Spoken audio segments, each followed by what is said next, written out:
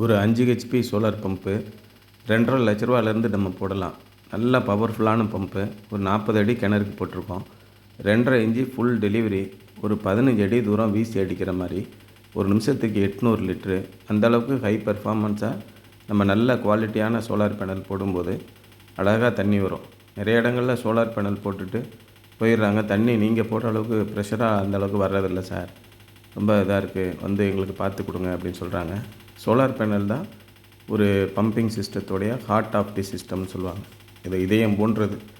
அதில் சோலார் பேனலை காம்ப்ரமைஸ் பண்ணிட்டோம் அப்படின்னா குவாலிட்டியாக வராது. இந்த பம்பு போட்டு இப்போ 6 வருஷம் ஆயிடுச்சு.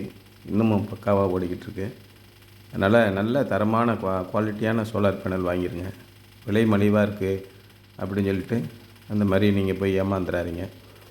மானியத்தில் வர பம்பும் நிறைய இடங்களில் ஓடாமல் கிடக்கு. அதனால் சோலாரே சரியில்லை சார் அப்படின்னு நிறைய பேர் சொல்கிறாங்க. அந்த மாதிரி இல்லை. நல்ல தரமான சோலார் பேனல் போடும்போது உங்களுக்கு எத்தனை வருஷமானாலும் 50 வருஷமானாலும் பிரச்சனை இல்லாமல் தான் ஓடிக்கிட்டு இருக்கோம். இன்றைக்கி வானத்தில் இருக்கிற சேட்டலைட்டில் இருக்கிற நிறைய சேட்டலைட்டு பழுதானாலும் அதில் இருக்கிற ஒரு சோலார் பவர் ஜென்ரேஷன் சிஸ்டம் கூட பழுதாகலைங்கிறது தான் ஒரு உண்மையான செய்தி. அதனால் சோலார் பேனல்கள் நீண்ட காலம் உழைக்கக்கூடியது.